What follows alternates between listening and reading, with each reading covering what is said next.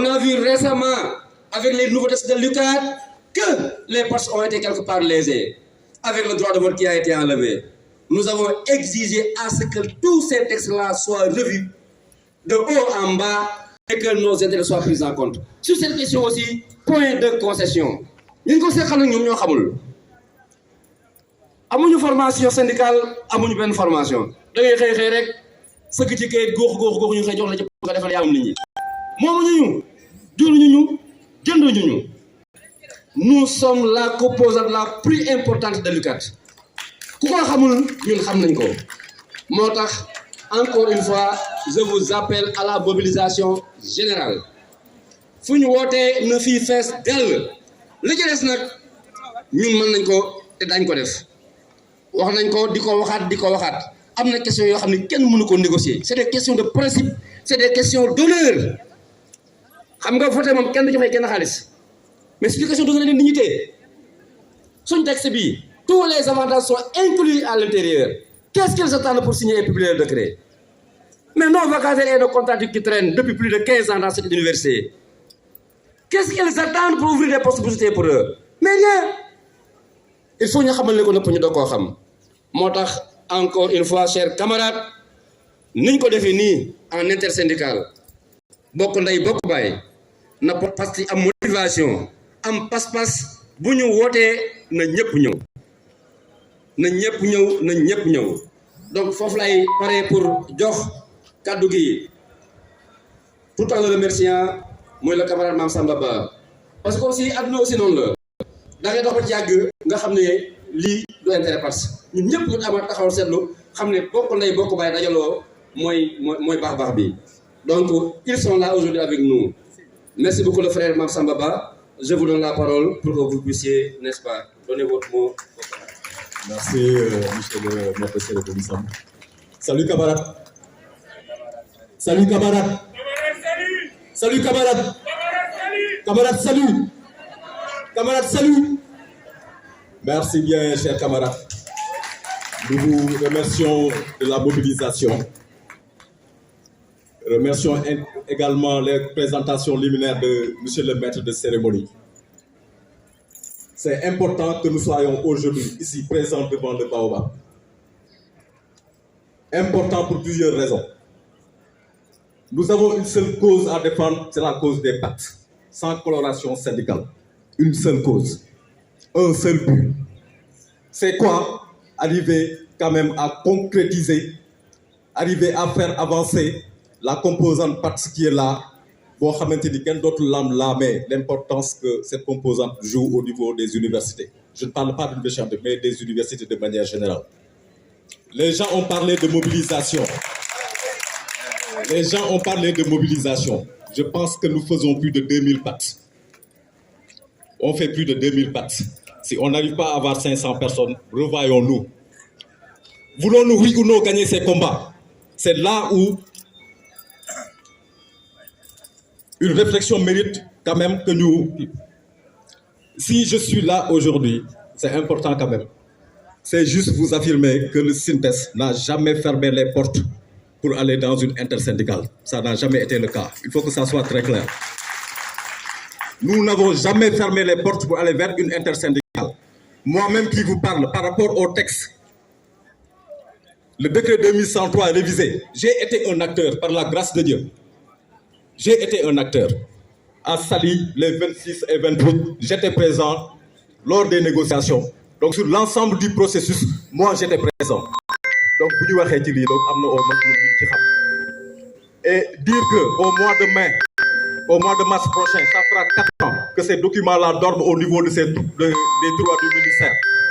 Quelque part également, c'est nous, la composante PAST. Parce que je pense qu'il est important que nous prenions de la hauteur. Je pense que c'est important également que nous sachions la seule cause qui mérite d'être défendue. Moi, que les textes qui nous régissent, il est temps que cela sorte. Et pour ce faire, le SYNTES est plus que jamais engagé à aller vers ce combat-là. Il est important également d'éclairer que l'intersyndicale des universités, quand elle était mise sur pied, le SYNTES n'existait pas.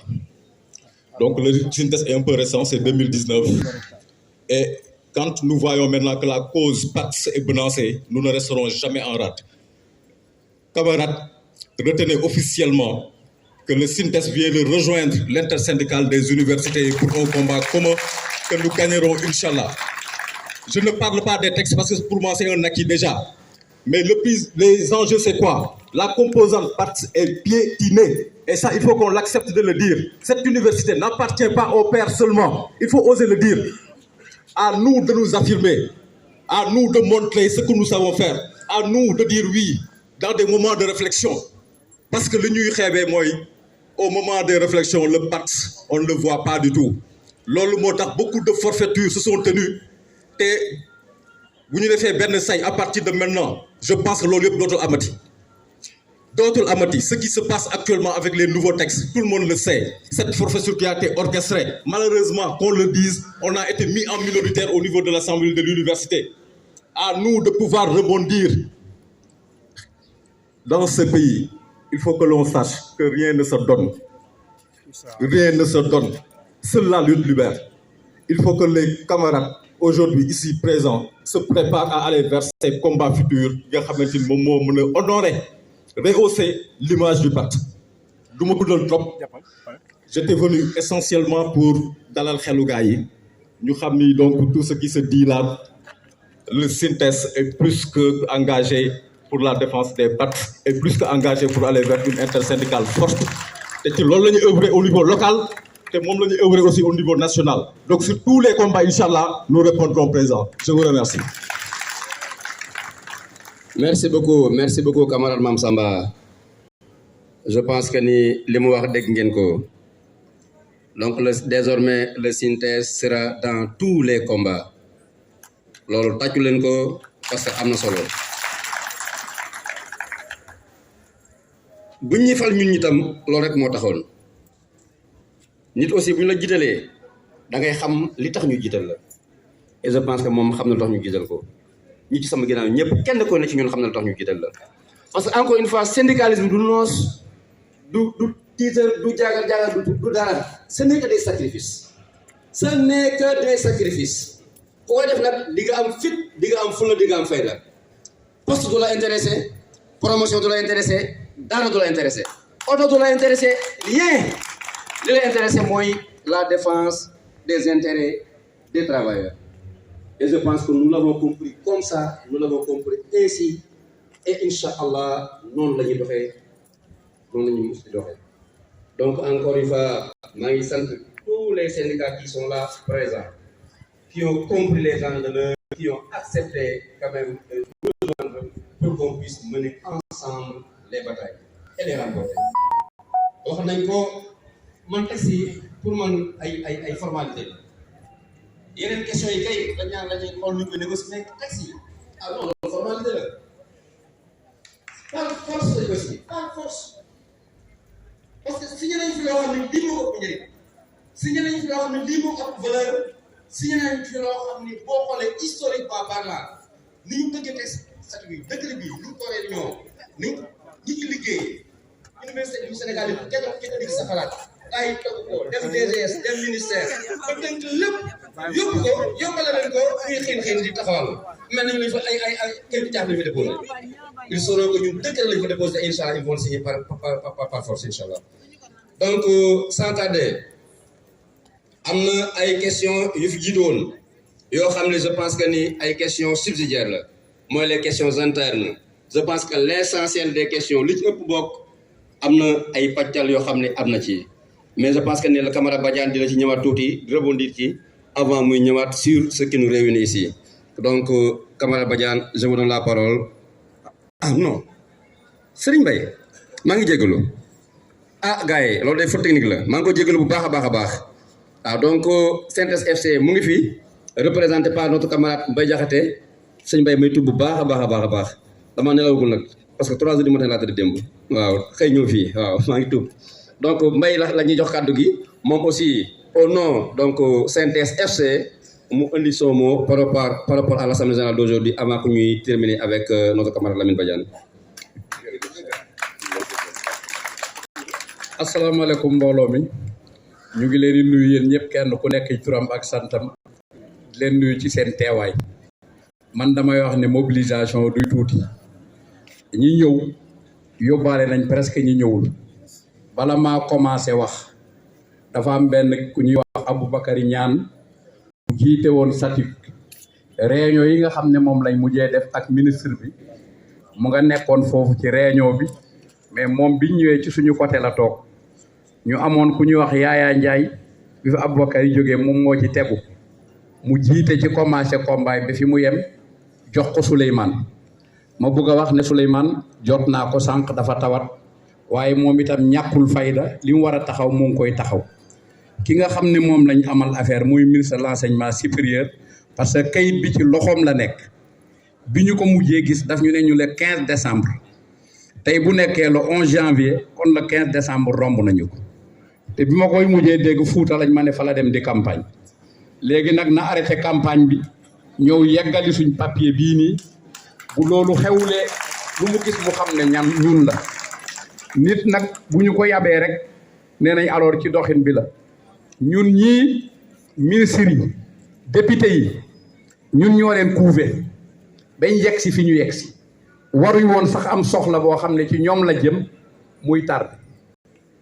li nga xam ne nag alors li nga xam ne moom la ñu war a wax daal mooy daje nañu tey pour waxtaan ak yéen ngeen xam ne kayit bi ci loxo ministre bi la des moom moo ko téye li ci des nag moom la alors Cheikh Sam bu waxee pare wax ci gannaam day jafe ndax daanaka balaa laa introduire li nga war a wax sax da koy wax waaye li am solo daal dama bëgg ngeen xam ko xeex moo ci des mais waxtaan moom jeex na xeex nag bu desee ñun luñ am fit bu ñu gestoo gisuñu leen dañuy tourner léegi nag ñu leen ñaan fuñ tourner nañ leen gis ngeen nekk suñu wet problème mu ay minute la ak heure signé moom buñ ko waxee mooy big la ak signé mënut a jël sax minute donc nag bu ñu amee fulla loolu na sotti bu gaaw ma di leen gërëm di leen sant ci seen taxawaay merci. merci beaucoup camarade kaddu yi gàtt na sell na rafet na waaw yow moom mënoo ñàkk ci mim réew ñàkk laa jox kaddu wóorul donc Badiane yow dafa mel ni introduire naa la ba pare de waaw kon bisimilah jege si nga jàkkaarloo gars yi.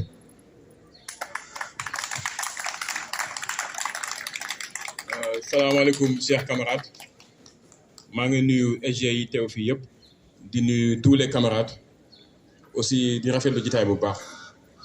je vais parler au nom du camarade secrétaire général national du SATIC Souleymane Gaye qui est alité man mi aussi sama yaram dafa susante mais il fallait que je vienne ci jitaay bi voilà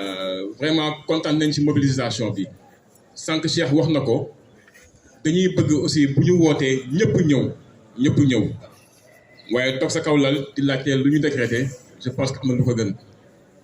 te on est dans un tournant décisif boo xam ne dañuy soxla unité te unité boobu aussi ñu ngi siy jaajëfal suñu responsable syndicaux yi nga xam ni bokkuñu woon ci état syndical parce que les universités yi vraiment ñi ngi saluer seen hauteur parce que c'était pas facile ñun aussi on a été ouvert à cette collaboration franche di fàttali que ici à l'UCAD état syndical bi mi ngi dox bu baax parce que depuis 1 an je suis le coordonnateur ñoom ñu jiital ma on a eu beaucoup de réussite aussi daañu wéyee liggéey bi incha allah pour que partie université UCAD bi campus pédagogique ak campus social mën doon benn aussi di leen wax ni en fait le combat c'est nationalisé le combat sur le décret 2103 c'est nationalisé dans tous les campus du Sénégal à pareille heure nos camarades tiennent des AG et on va pas lâcher prise ça va s'intensifier et fekk signé wu ñu décret bi duñu bàyyi tey dina am lu leen jébbal comme mot d'ordre waaye bu ko weesoo dañ koy doubler te am na xam fu ñu fa tollee aussi illimité la ñuy def incha allah xam nga dafa décret 2103 bi amul benn impact budgétaire supplémentaire amul parce que depuis quelques années parti bi dafa changer vision mooy lan mooy texte yi dañ ciy taxaw liggéey ci participer ci rédaction texte yooyu parce que il y va aussi de notre avenir ma brossé rek yenn amélioration yi bi am ci décret 2103 révisé bi ci jëkk dañu bëgg harmoniser les régimes juridiques parce que en 2000 il y avait que 2 universités il y avait l'UCAD et l'UGB entre-temps beaucoup d'universités ont été créées ci gannaaw gi ñaareel bi mooy il y a des programmes de renforcement de capacité et de voyage d'imprégnation parce que tey xam nañ ni parti bi gën na xarañ parti bi gën na am technicité te am na formation yoo xam ni foog ñu accompagner ci parti bi am na formation yoo xam ni bu fi amul aussi parti bi que tu sois jardinier menuisier ou autre bu laajee dem bitim réew nga dem bitim réew pour voyage d'imprégnation ñetteel bi mooy la mobilité entre universités parce que on a vu des collègues qui ont quitté d'autres universités venir à l'UCAD ou le contraire et de facto ils ont perdu leur ancienneté loolu aussi dëxal nañ ko ci décret révisé bi beneen bi mooy le télétravail parce que il faut dire aussi on a de l'avance par rapport aux autres de la fonction publique wala ñeneen télétravail bi aussi dugg na ci biir décret 2103 révisé bi pour dire que parti bi changé na parti bi am na vision parti bi xam na ni muy gérer avenir am ak avenir institution yëpp beneen bi mooy ñaanuñu ko yàlla mais am na suñu collègues yoo xam ne dañuy tawat te seen feebar li koy indi en général mooy seen surcharge de travail am la ñuy wax burn out tey ci décret bi aussi am na loo xam ni bu laajee évacuation sanitaire ñi feebar wala ki feebar dañ ko évacuer yóbbu ko fu ñu ko mënee faj à la charge de l'employeur beneen bi am na un comité hygiène sécurité environnement aussi un comité de dialogue social loolu aussi amul woon ci décret première version bi ça a été pris en compte ci décret 2103 révisé bi beneen bi mooy il y a des avancées surtout côté de nos collègues qui sont dans le corps technique autant on disait aide maçon aide menuisier aide jardinier mais fii astafurlah on disait manœuvre mais bi yoon dañ ne aide parce que bu ñu nee aide en fait dañuy gën jox solo ñi nga xam ne ñu ngi ci corps de métier yooyu aussi am na yeneen corps de métier yoo xam ni on n'avait jamais imaginé que néew en fait existé wul à l'université muy technicien d'imprimerie muy comptable muy auditeur et cetera yooyu yëpp neewul woon ci décret 2103 première version bi pour vous dire que on a affiné une stratégie d'ensemble autour de l'intersyndicale parce des universités et que tey taxaw nañu pour être solidaire envers tous nos camarades des autres universités ku am problème fenn toutes les universités vont se réunir comme un seul homme pour xeex bi parce que am na yoo xam ni xeex moo koy faj xam ngeen boxe sport la mais un combat de boxe du jeex ci première uppercut wala crochet gauche mais c'est en 12 rounds tey ñu ngi toll ci premier round bi te on est prêt à aller au 12e round incha allah te bu soobee yàlla dinañu may ndam beneen bi mooy da ngay xëy université booy dugg gis alkaati yi booy génn gis alkaati yi kon tey loolu day wane ni suñu intégrité physique elle est menacée dem na sax ba suñu cousin alpulaar yi xaw a ñeme alkaati tuuti parce que bu ñuy xëy gis alkaati yi bu ñuy wàcc gis alkaati yi kon kooku da nga wax taxaw ci ay mbébétam da nga wax taxaw ci ay li mu bëgg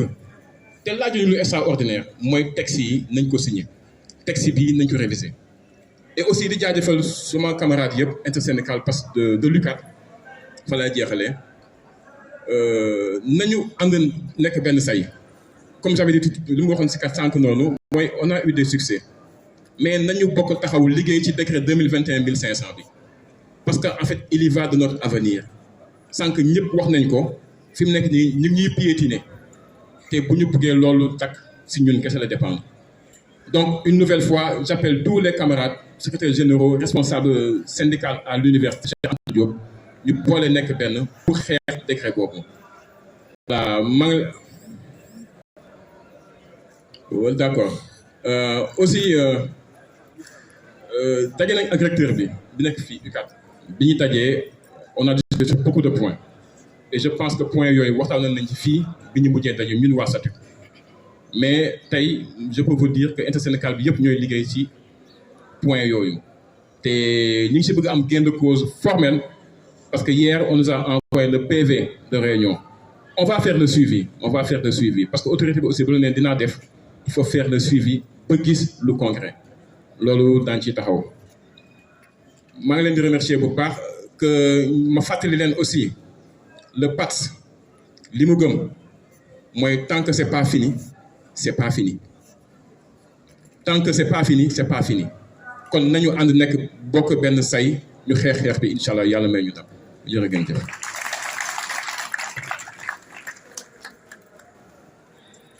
Merci beaucoup le camarade Badiane. Je pense que dégg ngeen ko dinaa aussi rappeler que ni fii aucune question ne sera négligée aucune question ne sera négligée. Décret bi mi ngi ci kaw les textes qui régissent l'université ñu ngi fi mais encore l'ouverture de poste budgétaire mu ngi fi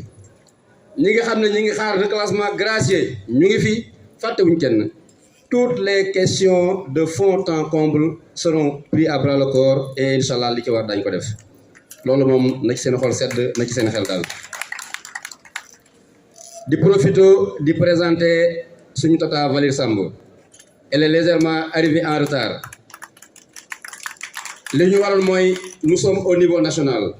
bi Souleymane absenté moom kàddu gi moom la war a revenir de droit waaye dafa yéex a ñëw tey nee na ma sax. li ñu war a wax yëpp wax nañ ko jëlatul may jël parole moo tax ñu ngi koy sant di ko gërëm di ko remercier aussi bu baax a baax sur son engagement sans faille pour la cause des PATS. jàmbaar la ab de disponibilité xarañ na macha allah te matin midi soir lu yokk participer rek ci lay xëy ci lay kon tata ñi nga lay sant di la gërëm bu baax a baax tey xañ na retard bu léger bi moo tax mais tey fii Badiane waxee sa place la yaa fa waroon a wax donc xam nañ ko bu baax a baax donc chers camarades bala may wax li nga xam ne moom la gars yi décidé ndax loolu moom maa koy wax te di ngeen may déglu ma leen di ñaaxaat ci pas-pas bi ci engagement bi rek waaye quand on convoque nañu wuy si ëpp nañ lii ñeenti yoon tey bu ñu wootee ñu ne intersyndical moo woote wax dëgg yàlla fii ba fag droit ay nit la waroon a doon nañu moytu âge am na nañ tëdd nelaw buñ paree ab message daal rek lu gaa yi wax kooku bu ñëpp defoon ni moom fii kenn du fi nekk te fii bu fi kenn nekkul kenn duñu faale te bu ñu kenn faalewul benn soxla duñ ko faj kon mobilisation bi moo ñuy dooleel mobilisation bi mooy tax autorité bi tiit xam ne ñii liñ nekk gëm nañ ko te ñu ngi ciy dox. Je terminerai par remercier tous les syndicats qui se sont mobilisés aujourd'hui, tous les syndicats qui ont compris les enjeux de l'heure, tous les syndicats qui ont accepté de marcher dans une même cadence pour relever les défis de l'avenir. Donc, comme nag tey Bambey ñi ngi ci, Thiès ñi ngi ci, Ziguinchor ñi ngi ci, ñëpp a ngi ci, comme nag statut moo jël témoin bi. parce que waa national yi tey dañuy yëglu rek dañuy xoxatal gars yi décréter 24 heures non renouvelables incha allah mën nañoo ñibbi bu subaa nag ñu delluwaat ci bërëb liggéey gars yi ñu ngi leen di sant di leen gërëm di leen jaajëfal di leen ñaaxaat bu baax a baax pour seen taxawaay.